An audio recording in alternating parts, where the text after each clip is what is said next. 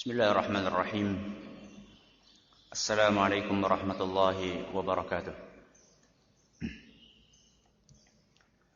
Innal hamdalillah nahmaduhu wa nasta'inuhu wa nastaghfiruh wa na'udzu billahi min shururi anfusina wa sayyiati a'malina. May yahdihillahu fala mudilla lahu wa may yudlil fala hadiya lahu. وأشهد أن لا إله إلا الله وحده لا شريك له وأشهد أن محمدا عبده ورسوله. يا أيها الذين آمنوا اتقوا الله حق تقاته ولا تموتن إلا وأنتم مسلمون.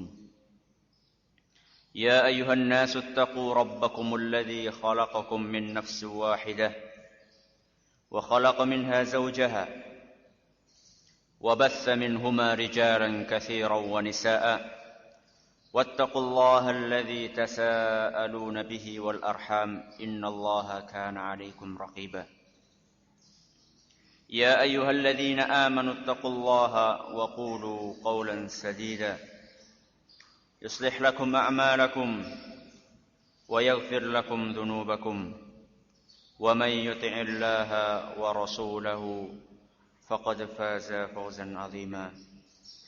أما بعد فإن أصدق الحديث كتاب الله وخير الهدي هدي محمد صلى الله عليه وسلم وشر الأمور محدثاتها وكل محدثة بدعة وكل بدعة ضلالة وكل ضلالة في النار. أحبتي في الله rahimanillahu wa iyyakum.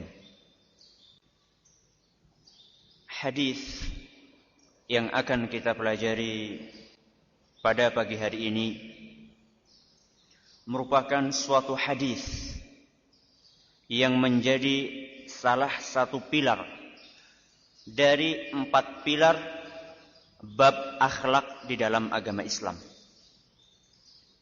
Hadis yang akan kita pelajari pada kesempatan kali ini adalah merupakan salah satu dari 4 hadis yang menghimpun adab-adab kebaikan dalam agama Islam.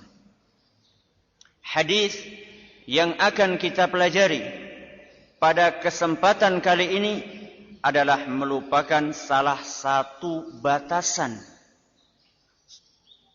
adab-adab dan etika-etika di dalam agama Islam. Hal ini disebutkan oleh salah seorang ulama besar mazhab Maliki yang bernama Ibnu Abi Zaid Al-Qayrawani. Dia berkata, sebagaimana yang dinukil oleh Ibnu Rajab Al-Hambali rahimahullahu ta'ala, jima'u adabil khairi wa azimmatuhu tatafarra'u min 4 ahadits. Kata beliau, adab-adab kebaikan terhimpun dan bersumber dari 4 hadis. Apa saja 4 hadis ini? Kata beliau, yang pertama adalah hadis man kana yu'minu billahi wal yaumil akhir falyaqul khairan aw liyasmut. Artinya, barang siapa yang beriman kepada Allah dan hari akhir, hendaklah dia berkata baik atau diam. Yang pertama. Yang kedua adalah hadis min husni islamil mar'i tarkuhu ma la ya'ni. Merupakan salah satu tanda kebaikan keislaman seseorang adalah jika dia meninggalkan hal-hal yang tidak bermanfaat baginya. Hadis yang ketiga yang merupakan salah satu pilar bab akhlak di dalam agama Islam adalah wasiat Nabi sallallahu alaihi wasallam yang ringkas kepada salah seorang penanya yang meminta wasiat, la taghdab, jangan kamu marah. Yang keempat kata beliau, pilar yang keempat adalah al-mu'minu yuhibbu li akhihi ma yuhibbu li nafsihi. Seorang mukmin mencintai kebaikan untuk saudaranya sebagaimana dia mencintai kebaikan itu untuk dirinya sendiri. Jadi ini perlu kita hayati dan perlu kita camkan. Seandainya kita bisa memahami 4 hadis ini dengan baik, seakan-akan kita sudah mempelajari dan menguasai seluruh akhlak dan adab yang diajarkan oleh agama Islam. Hadis ini kaum muslimin dan kaum muslimat yang kami hormati, diriwayatkan oleh salah seorang sahabat Nabi sallallahu alaihi wasallam yang paling banyak meriwayatkan hadis. Siapakah dia? Namanya siapa? Naam, Abdurrahman ibnu Sakhr ad-Dawsi. Kunyahnya Abu Hurairah. Tadi saya tanya bukan kunyah, saya tanya nama. Namanya adalah Abdurrahman ibnu Sakhr ad-Dawsi. Kunyahnya Abu Hurairah radhiyallahu anhu. Beliau meriwayatkan atau hadis-hadis beliau yang musnad ada 5.374 hadis. Maka dikatakan beliau adalah sahabat yang paling banyak meriwayatkan hadis Nabi sallallahu alaihi wasallam. Karena banyaknya hadis yang beliau riwayatkan, maka hal ini menyebabkan orang-orang orientalis dan antek-anteknya merasa berkepentingan untuk menjatuhkan kedudukan Abu Hurairah radhiyallahu taala anhu di pandangan kaum muslimin. Apa tujuan mereka? Tujuan mereka agar kaum muslimin kehilangan sebagian besar dari tuntunan nabinya sallallahu alaihi wasallam. Akan tetapi jangan khawatir.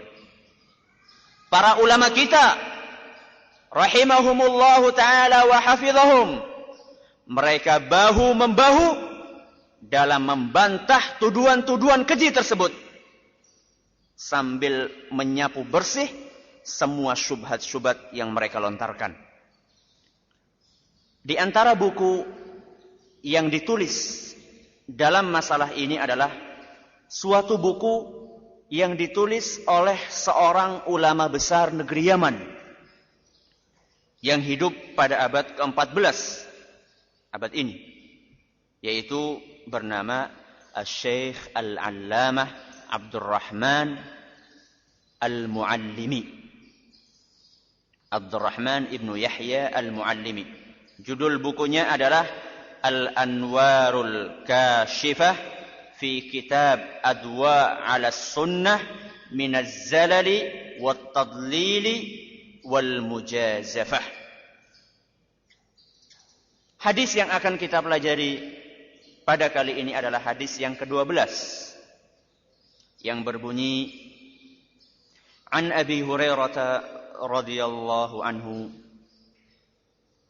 qala qala Rasulullah sallallahu alaihi wasallam min husni islamil mar'i tarkuhu ma la ya'nih.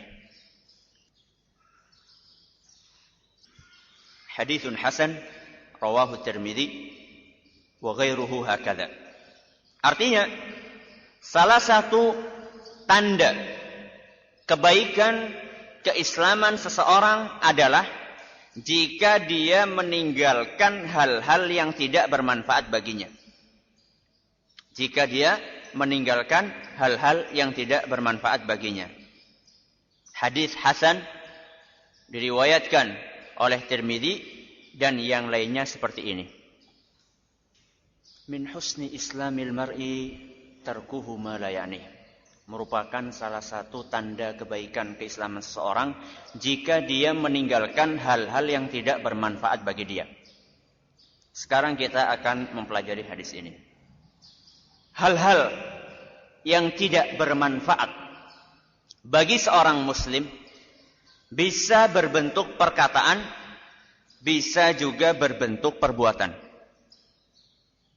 Jadi, setiap perkataan yang tidak bermanfaat bagi seorang muslim, entah itu untuk kepentingan duniawinya ataupun untuk kepentingan ukhrawinya, maka seharusnya dia tinggalkan.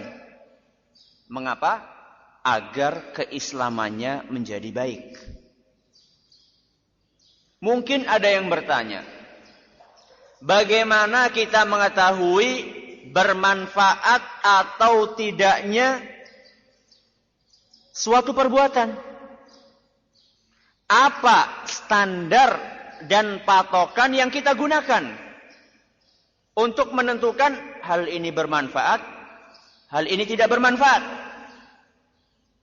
Ketahuilah bahwasanya standar dan patokan yang harus kita gunakan dalam masalah ini adalah syariat. Apa? Syariat. Dan bukan hawa nafsu. Jadi, untuk kita bisa mengatakan ini bermanfaat, ini tidak, itu harus kita lihat ke syariat. Bukan berdasarkan hawa nafsu kita. Mengapa harus berdasarkan syariat? Karena Nabi SAW di dalam hadis ini menjadikan meninggalkan sesuatu yang tidak bermanfaat sebagai tanda kebaikan keislaman seseorang. Ini menunjukkan bahwasanya semuanya itu kembali ke dalam syariat Islam, bukan berdasarkan hawa nafsu masing-masing.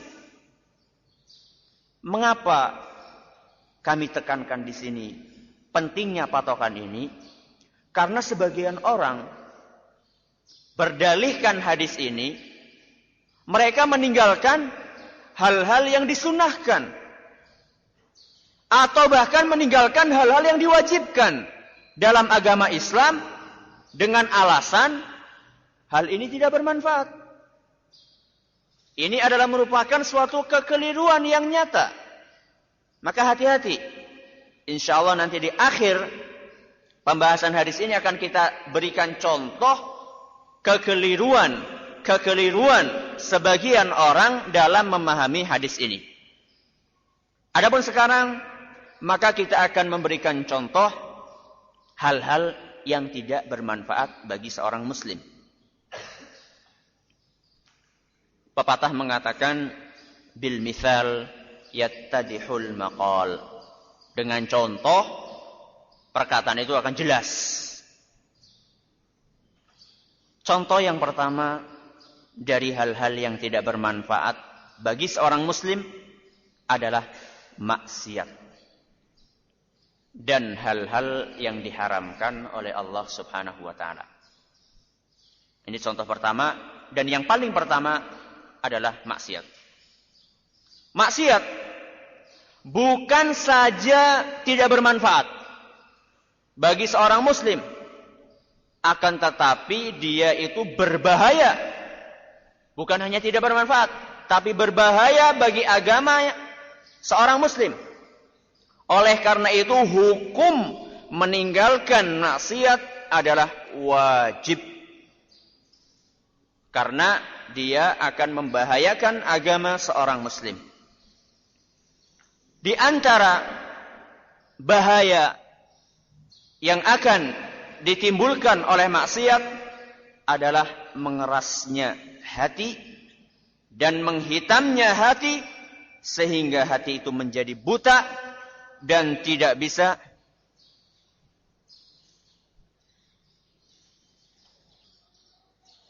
mau dilanjutkan atau nunggu sampai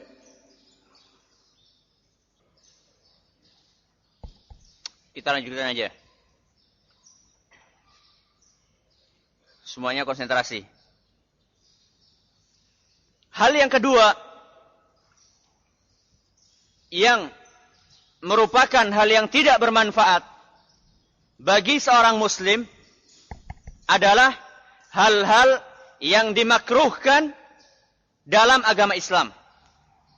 Kalau tadi yang pertama adalah yang diharamkan, yang kedua adalah yang dimakruhkan. Ini kalau misalnya di belakang nggak jelas, silahkan maju. Ya, daripada nggak jelas. Dan juga salah satu hal yang tidak bermanfaat adalah hal-hal atau berlebih-lebihan dalam hal-hal yang diperbolehkan dalam agama Islam. Hal-hal yang diperbolehkan akan menjadi tidak bermanfaat jika dilakukan secara berlebih-lebihan.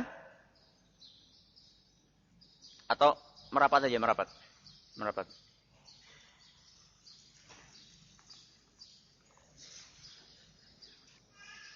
Di antara hal-hal atau sesuatu anggota badan yang harus mendapatkan porsi perhatian kita yang terbesar adalah lisan kita. Dalam masalah lisan, Imam Nawawi rahimahullahu ta'ala memberikan suatu petuah yang sangat berharga bagi kita semua.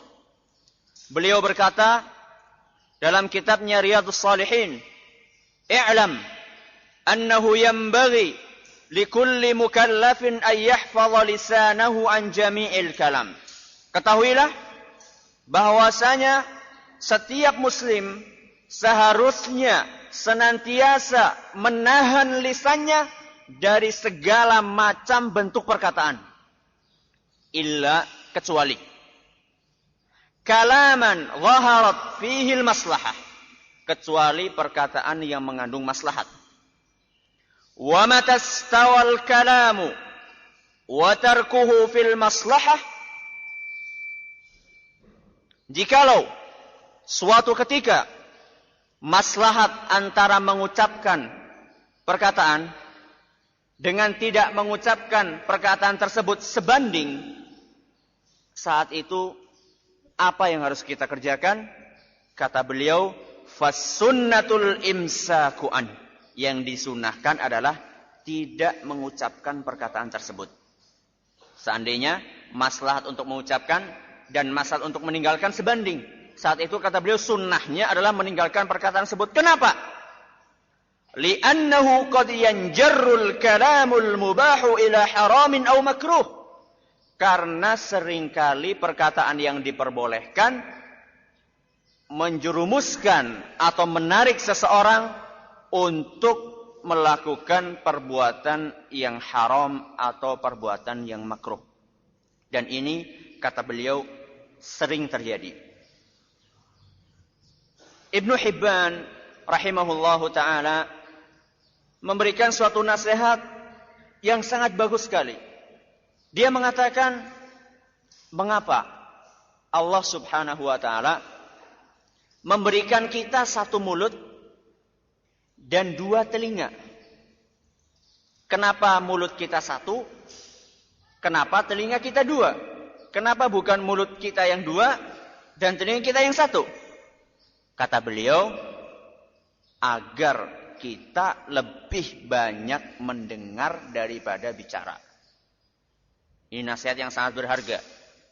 Jadi, kenapa Allah Subhanahu wa taala menciptakan kita dua telinga satu mulut? Telinga lebih banyak daripada mulut, agar telinga ini lebih banyak kita gunakan untuk mendengar daripada kita gunakan mulut ini untuk berbicara.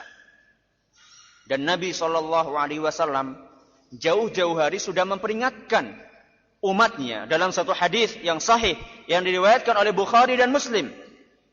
Innal abda la yatakallamu bil kalimati ma yatabayyanu ma fiha.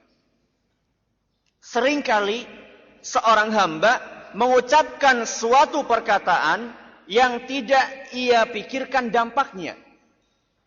Yahwi biha finnari ab'ada ma bainal masyriqi wal maghrib. Padahal perkataan yang tidak dia pikirkan dampaknya tadi akan menjerumuskan dia ke neraka yang dalamnya jauh, lebih jauh daripada timur dan barat. Hati-hati. Yang ketiga, contoh dari amalan-amalan yang tidak bermanfaat bagi seorang muslim adalah menyibukkan diri mengurusi kesalahan orang lain dan lupa membenahi diri sendiri. Salah satu prinsip agama Islam adalah bahwasanya setiap muslim sebelum dia mengurusi kesalahan orang lain, hendaknya dia berusaha bersungguh-sungguh untuk memperbaiki dirinya terlebih dahulu. Sebagaimana yang difirmankan oleh Allah Subhanahu wa taala, "Wal 'asri, innal insana lafi khusrin." Demi masa. Sesungguhnya semua manusia berada di dalam kerugian yang nyata. Illal ladzina amanu, kecuali orang-orang yang beriman, wa amilus shalihat, dan beramal saleh, wa tawasau bil haq, dan saling menasehati dalam menetapi kebenaran, wa tawasau bis sabr, dan saling menasehati dalam menetapi kesabaran. Dalam untaian ayat-ayat yang baru kita dengar tadi, Allah menerangkan karakteristik golongan orang-orang yang selamat dari kerugian. Salah satu karakteristik mereka adalah merealisasikan keimanan dalam jiwa sendiri dan beramal saleh sebelum mendakwahi orang lain. Orang-orang Banu Israel dicela oleh Allah Subhanahu wa taala gara-gara menyelisih prinsip ini. Sebagaimana yang disebutkan di dalam surat Al-Baqarah ayat 44, "Atamuruna an-nasa bil birr?" Mengapa kalian menyuruh orang lain untuk kebaikan? Wa tansawna anfusakum, akan tetapi kalian lupa dengan kewajiban diri kalian sendiri. Wa antum tatlunal kitab, padahal kalian membaca Alkitab. Afala ta'qilun, apakah kalian tidak berpikir? Oleh sebab itu, sebelum kita berusaha untuk mengurusi kesalahan orang lain, mari kita membenahi diri kita terlebih dahulu. Seandainya kita sudah beristiqamah dalam kebaikan, kemudian kita berusaha untuk memadukan antara penerapan ajaran agama Allah di dalam diri kita, memadukannya dengan mendakwahi orang lain, di saat itulah kita betul-betul berada di atas petunjuk salaf. Dan insya Allah perkataan kita akan bermanfaat. Padukan antara memperbaiki diri sendiri, kemudian berusaha untuk mendakwahi orang lain. Telah disinggung di awal pembicaraan tadi, tatkala kita menerangkan standar yang kita gunakan dalam menentukan bermanfaat tidaknya suatu perbuatan, kekeliruan orang dalam memahami hal-hal yang bermanfaat atau tidak. Di antara kekeliruan mereka, sebagian orang meninggalkan amar ma'ruf dan nahi mungkar dengan alasan hal tersebut tidak bermanfaat baginya. Benar nggak kira-kira ini? Salah, benar salah. Salah. Mengapa? Karena amar ma'ruf itu bermanfaat. Loh, kata siapa bermanfaat? Karena amar ma'ruf diperintahkan oleh Allah Subhanahu wa taala. Setiap yang diperintahkan oleh Allah Subhanahu wa taala itu pasti penting dan bermanfaat. Salah satu ayat yang memerintahkan amar ma'ruf nahi mungkar adalah surat Ali Imran ayat 104, "Wal takum minkum ummatun yad'una ilal khairi wa ya'muruna bil ma'rufi wa yanhauna 'anil munkar." Kata Allah Subhanahu wa taala, hendaklah ada di antara kalian sebagian umat yang menyeru kepada kebajikan, menyuruh kepada kebaikan, dan mencegah dari kemungkaran. Contoh yang lain, Sebagian orang mengabaikan nasihat untuk umat. Gak mau nasihati orang lain. Katanya ini gak bermanfaat bagi saya. Jelas perkataan dia ini amat sangat keliru. Dan bertabrakan dengan ayat-ayat Al-Quran dan hadis-hadis Nabi SAW yang memerintahkan kita untuk membudidayakan nasihat di antara umat. Salah satu bentuk nasihat yang sering dilalaikan, bahkan diperangi oleh banyak orang adalah menerangkan kesalahan dan kesesatan ahlul bid'ah. Ini salah satu bentuk nasihat yang sering diabaikan atau bahkan diperangi oleh banyak orang, menerangkan kesalahan dan kesesatan ahlul bid'ah kepada umat. Tujuannya apa?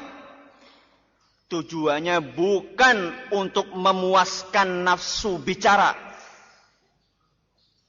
Bukan merupakan suatu hobi. Akan tetapi dengan tujuan agar umat ini tidak terjerumus kepada kesalahan dan kesesatan mereka. Ini tujuannya. Jangan sampai salah niat. Para ulama telah berijma atau bersepakat tentang disyariatkannya, bahkan diwajibkannya mengkritik ahlul bid'ah.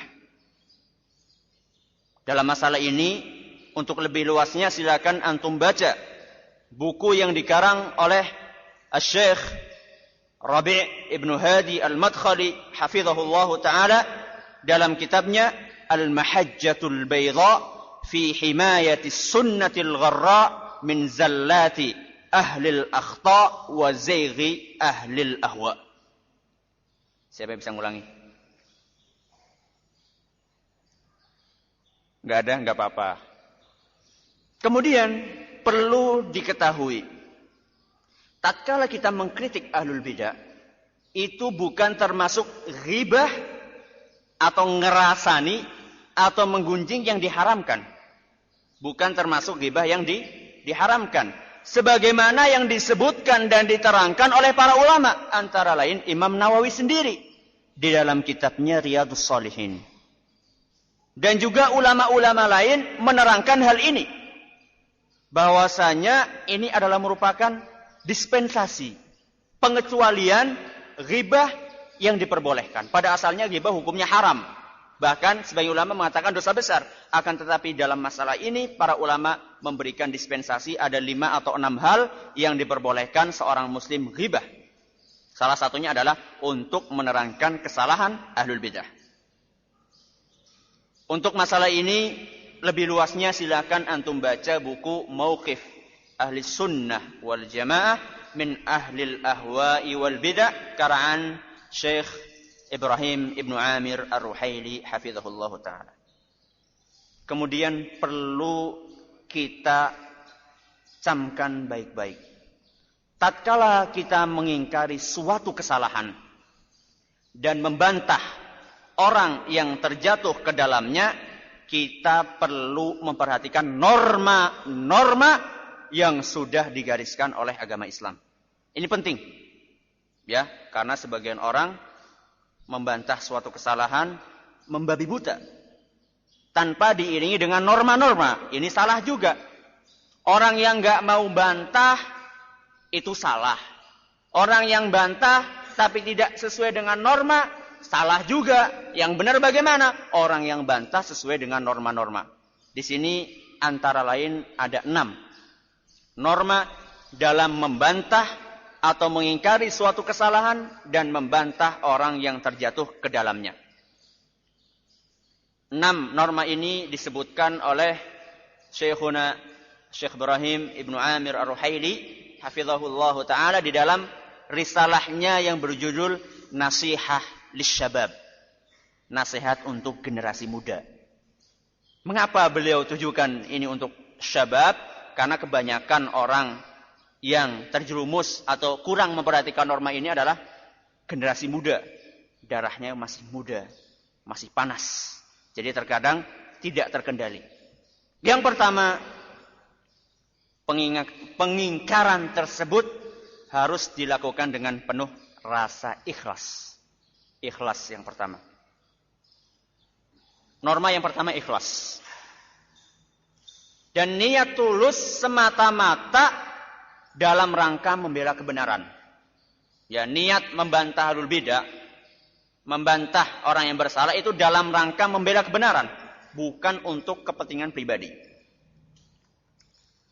Di antara konsekuensi ikhlas dalam masalah ini adalah kita mengharapkan agar orang yang terjatuh ke dalam kesalahan mendapatkan hidayah dan kembali kepada al-haq. Harus kita ada di dalam hati ini mengharapkan agar orang yang kita bantah ini dan kita terang kesalahannya, kita harapkan agar dia kembali kepada al-haq. Bukan malah bertepuk tangan tatkala melihat orang itu malah semakin jauh dari al-haq. Itu bukan salah satu konsekuensi dari ikhlas. Maka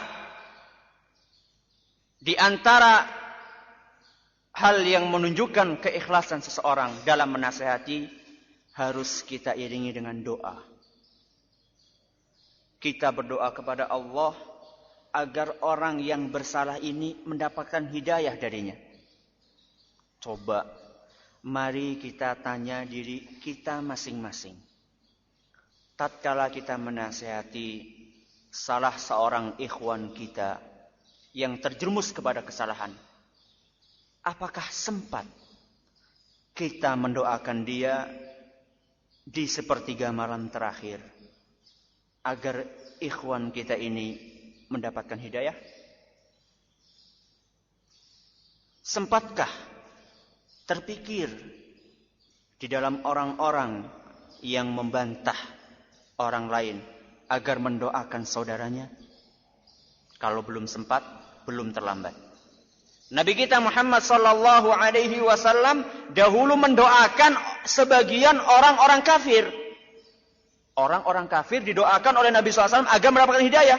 Tentunya Ahlus Sunnah dan juga kaum muslimin yang lainnya lebih berhak untuk didoakan. Yang kedua, bantahan tersebut hendaknya dilakukan oleh orang yang alim. Hendaknya dilakukan oleh orang yang alim, yaitu orang yang telah mumpuni ilmunya. Dalam artian orang ini yang membantah ini mengetahui secara detail segala sudut pandang dalam materi bantahan. Entah itu yang berkaitan dengan dalil-dalil yang menunjukkan salahnya perbuatan tersebut, atau berkaitan dengan perkataan-perkataan ulama, atau juga berkaitan dengan kesalahan lawan dan sumber syubhatnya. Jadi harus tahu dalilnya, harus tahu kesalahannya apa, syubhatnya apa, juga bagaimana cara membantah syubhat-syubhat tersebut. Juga di antara kriteria orang yang membantah, dia seharusnya memiliki kemampuan untuk mengungkapkan dalil-dalil yang kuat ketika menerangkan kebenaran. Harus pintar, ya, mengungkapkan dalil-dalil yang kuat agar orang yang dibantah ini puas. Dan juga ungkapan-ungkapan dia itu harus cermat. Jangan sampai karena ungkapan dia yang tidak cermat, akhirnya dipahami lain dengan keinginan dia. Kata beliau, kata Syekh, jika orang yang membantah tidak memenuhi kriteria yang kita sebutkan antara yang di atas tadi, maka yang akan timbul justru kerusakan yang besar. Hati-hati. Yang ketiga, hendaklah orang yang membantah memperhatikan berbagai macam perbedaan. Yang pertama, perbedaan tingkat kesalahan. Yang kedua, perbedaan kedudukan orang yang bersalah. Yang ketiga, perbedaan motivasi pelanggaran. Kalau terlambat nulis, nggak usah sedih, nanti ada makalahnya. Yang pertama adalah perbedaan tingkat kesalahan. Beda antara membantah orang yang terjerumus kepada kesalahan yang fatal dalam masalah akidah. Beda juga dengan orang yang hanya terjerumus kepada permasalahan ijtihadiyah. Beda cara bantahnya. Perbedaan kedudukan orang yang bersalah. Baik itu dalam segi agama ataupun dari segi sosial. Makanya beda antara membantah atau menerangkan kesalahan pemerintah dengan kesalahan rakyat. Karena kedudukan sosialnya berbeda. Juga perbedaan motivasi pelanggaran. Sebenarnya yang menyebabkan dia melanggar apa? Apakah karena dia tidak tahu atau karena hawa nafsu? Beda. Tidak bisa kita pukul rata orang yang salah karena tidak tahu dengan orang yang salah karena hawa nafsu. Harus kita bedakan. Juga bisa jadi dia itu salah karena salah ucap. Penyampaiannya yang keliru. Atau juga karena terpengaruh dengan guru atau lingkungannya. Atau karena tujuan-tujuan lain. Kata Syekh, barang siapa yang tidak mempedulikan atau tidak memperhatikan perbedaan-perbedaan yang sudah disebutkan tadi, niscaya dia akan terjerumus ke dalam salah satu dari dua penyimpangan. Yang pertama, kalau dia tidak terjerumus kepada sikap ghulu, berlebih-lebihan, ya dia akan terjerumus kepada sikap sebaliknya, kelalaian. Yang mana ini semua akan mengakibatkan perkataan dia menjadi tidak bermanfaat atau manfaatnya hanya sedikit. Yang keempat, hendaknya berusaha mewujudkan maslahat. Berusaha untuk mewujudkan maslahat dari bantahan dia. Maka, kata Syekh, seandainya bantahan tersebut justru mengakibatkan kerusakan yang lebih besar daripada kerusakan kesalahan yang akan dibantah, saat itu tidak disyariatkan untuk membantah. Dalam masalah ini dan masalah-masalah lainnya, Syekhul Islam Ibnu Taimiyah rahimahullahu ta'ala memberikan suatu kaidah yang sangat berharga. Yang intinya, tidak boleh kita menghindari kerusakan yang kecil dengan melakukan kerusakan yang lebih besar. Ini intinya seperti ini. Ada suatu kerusakan mafsadah yang kecil, ingin kita hilangkan, tapi caranya dengan mendatangkan mafsadah yang lebih besar. Ini tidak boleh, kata beliau. Karena Islam datang untuk merealisasikan kebaikan dan menghilangkan mafsadah. Kata beliau, seandainya ada dua kebaikan sama-sama baik, tidak bisa dipadukan dalam satu waktu, maka kata beliau dipilih kebaikan yang lebih besar. Juga kata beliau, seandainya ada dua kerusakan yang sama-sama rusak dan tidak bisa dihilangkan dalam satu waktu, kata beliau, dahulukan menghilangkan kerusakan yang lebih apa? Yang lebih besar. Camkan baik-baik kaidah ini, kemudian lihat apakah sesuai dengan apa yang terjadi selama ini. Yang kelima, hendaknya bantahan tersebut disesuaikan dengan tingkat tersebarnya kesalahan itu. Disesuaikan dengan tingkat tersebarnya kesalahan itu. Maksudnya bagaimana? Beliau mencontohkan, katanya, jika suatu kesalahan itu hanya muncul di suatu daerah atau sekelompok masyarakat saja, maka tidak layak bantahannya itu disebarluaskan ke daerah lain atau ke kelompok masyarakat lain yang belum mendengar kesalahan tersebut. Tidak layak. Entah itu berbentuk dengan kaset, atau berbentuk dengan buku, atau berbentuk dengan media-media lainnya. Mengapa? Karena menyebarluaskan bantahan Berarti secara tidak langsung juga menyebarluaskan kesalahan tersebut. Nggak mungkin menyebarkan kebantahan kecuali di dalamnya ada disebutkan apa? Kesalahan yang dibantah. Bisa jadi, kata beliau, ada orang yang tatkala mendengar kesalahan dan bantahan tersebut, syubhat-syubhatnya itu masih melekat di dalam jiwanya. Dan dia tidak merasa puas dengan bantahan yang disebutkan. Dan ini sangat bahaya. Menghindarkan masyarakat dari mendengarkan kebatilan lebih baik daripada mendengarkannya kemudian mendengar bantahannya. Para salaf senantiasa mempertimbangkan norma ini dalam bantahan-bantahan mereka. Maka banyak kita dapatkan buku-buku salaf yang bertema bantahan, di situ hanya disebutkan dalil-dalil yang menerangkan kebenaran saja. Yang mana dipahami dari dalil itu bahwasanya yang tidak sesuai dalil ini adalah salah. Tanpa menyebutkan kesalahan itu di dalam buku tersebut. Ini menunjukkan bahwasanya mereka, ulama salaf, sudah mencapai tingkat pemahaman yang belum dicapai oleh sebagian orang di zaman ini. Yang keenam,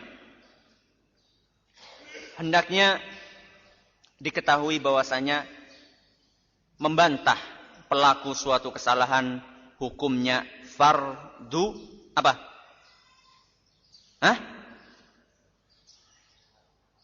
Fardu kifayah, fardu ain. Mana yang benar? Kifayah. Siapa yang fardu ain angkat tangan? Enggak ada, fardu kifayah. Hukumnya apa? Fardu kifayah. Artinya apa? Artinya seandainya ada seorang ulama yang sudah melakukan bantahan tersebut, menunaikan kewajiban ini, maka tanggung jawab atau kewajiban ulama yang lain sudah apa? Sudah jatuh. Artinya tidak berkewajiban lagi. Di antara kesalahan yang kerap terjadi tatkala ada seorang ulama yang membantah orang yang melakukan kesalahan atau mengeluarkan tahzir. Tahzir adalah fatwa dalam rangka memperingatkan dari kesalahan seseorang. Ini adalah disyariatkan. Tahzir disyariatkan. Akan tetapi sesuai dengan etika-etikanya. Kata beliau, termasuk kesalahan-kesalahan adalah tatkala ada seorang ulama yang mengeluarkan bantahan, banyak para penuntut ilmu yang menisbahkan diri mereka kepada sunnah, menuntut ulama lain dan penuntut ilmu lainnya agar mereka menyatakan sikap mereka terhadap ulama pembantah, terhadap yang dibantah, atau terhadap tahziran tersebut. Sampai-sampai, kata beliau, banyak di antara orang-orang yang meminta para pemula dari kalangan tulabul ilm atau bahkan orang awam diminta untuk menentukan sikap mereka dalam masalah ini. Terlebih dari itu semua, kata beliau, sebagian menjadikan permasalahan ini sebagai dasar dari wala dan bara, loyalitas dan benci, yang akhirnya terjadi saling menghajar hanya karena masalah ini. Ini bukan dari perkataan saya, dari perkataan Syekh Dr. Ibrahim Ibnu Amir Ar-Ruhaili hafizahullahu ta'ala. Terkadang, kata beliau, seorang penuntut ilmu menghajar syekhnya atau ustadznya yang selama bertahun-tahun dia menuntut ilmu di tangannya hanya karena permasalahan ini. Terkadang fitnah ini menelusup ke dalam sebuah keluarga sehingga kita dapati seseorang menghajar saudaranya atau seorang anak bersikap tidak sopan kepada bapaknya dan ibunya, atau bahkan terkadang istri diceraikan sehingga anak-anak menjadi terlunta-lunta dan terlantar. Semua ini karena permasalahan yang telah disebutkan tadi. Kata beliau, dan bila kita melihat fenomena yang menimpa umat ini, niscaya kita akan mendapatkan mereka terpecah menjadi 2 kelompok atau mungkin lebih. Setiap kelompok, kata beliau, melemparkan tuduhan kepada yang lain, yang akhirnya mereka saling menghajar. Semua itu terjadi di kalangan orang-orang yang menisbatkan diri mereka kepada sunnah, yang mana sebelumnya setiap kelompok tidak dapat mencela akidah dan manhaj kelompok lain sebelum terjadi perbedaan ini. Fenomena ini, kata beliau, bersumber dari kebodohan yang akut, yang sangat terhadap as-sunnah atau manhaj ahlus sunnah, dan kaidah-kaidah mengingkari suatu kemungkaran. Atau juga mungkin bersumber dari hawa nafsu. Semoga Allah Subhanahu wa taala melindungi kita dan menyelamatkan kita dari hal-hal yang tidak diridhoinya. Di antara permasalahan yang dapat kita ambil dari hadis ini adalah bahwasanya kita berkewajiban untuk menyibukkan diri kita dalam hal-hal yang bermanfaat. Jangan sampai kita menyia-nyiakan hal yang penting yang berkenaan dengan perkara duniawi maupun perkara ukhrawi. Nabi SAW telah mewasiatkan dalam suatu hadis yang diriwayatkan oleh Bukhari dan Muslim, ihris al-mu'minul qawiyyu khairun wa ahabbu ilallahi minal mu'minid dha'if. Mukmin yang kuat lebih baik dan lebih dicintai daripada mukmin yang lemah. Ihris ala ma yanfa'uk. Bersungguh-sungguhlah dalam mengerjakan hal-hal yang bermanfaat. Wasta'in billah, dan mohonlah pertolongan kepada Allah Subhanahu wa taala. Wala ta'jas, dan janganlah kalian bersikap lemah. Wallahu taala alam, wa sallallahu ala nabiyyina Muhammadin wa ala alihi wa sahbihi wassalam. Subhanakallahumma wa bihamdik, asyhadu an la ilaha illa anta, astaghfiruka wa atubu ilaik.